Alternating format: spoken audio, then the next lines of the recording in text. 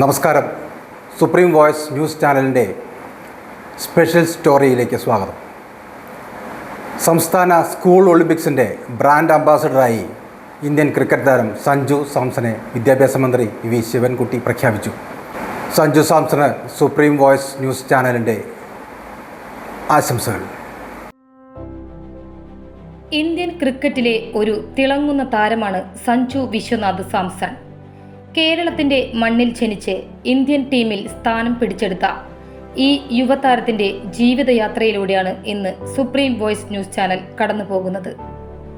1994 November 11 Thiruvananthapuram ജില്ലയിലെ പുല്ലുവിളയിൽ ജനിച്ചു.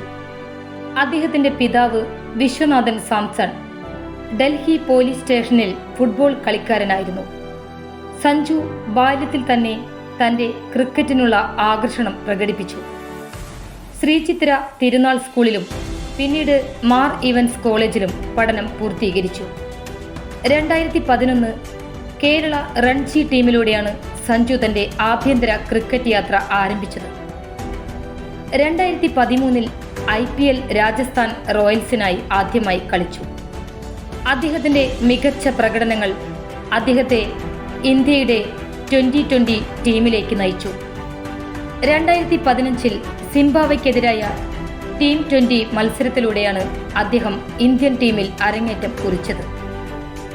സഞ്ജു തന്റെ ആക്രമണ ബാറ്റിംഗ് ശൈലി, ധൈര്യം എന്നിവ കൊണ്ട് പ്രശസ്തനാണ്. IPL ശതകം നേടിയ യുവതാരങ്ങളിൽ ഒരാളാണ്. 2021 മുതൽ രാജസ്ഥാൻ റോയൽസിന്റെ നായകനായി. കേരളത്തിൽ നിന്നും ഇന്ത്യൻ ടീമിൽ സ്ഥിരമായി അവസരം നേടുന്ന താരപ്രതിഭയും കൂടിയാണ് അദ്ദേഹം.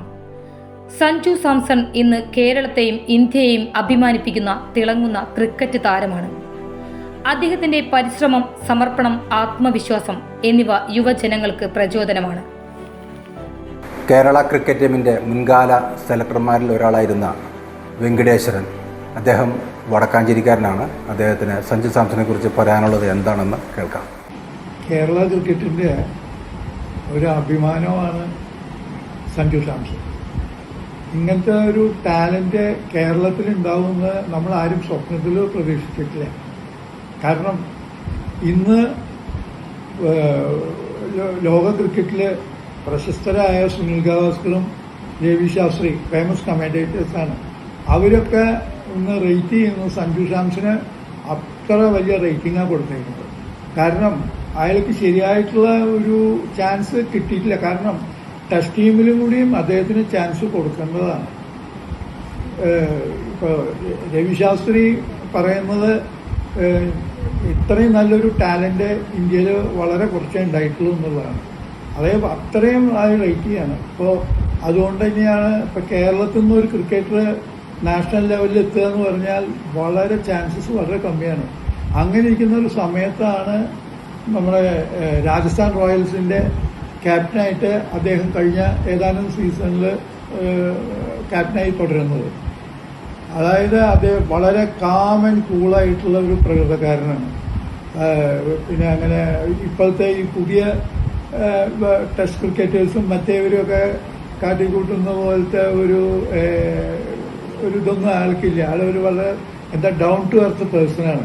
അത്രയും സാധാരണക്കാരനാണ്. അപ്പോൾ അദ്ദേഹം കേരള ക്രിക്കറ്റിന് വലിയ സംഭാവനയാണ് ചെയ്തേക്കുന്നത്.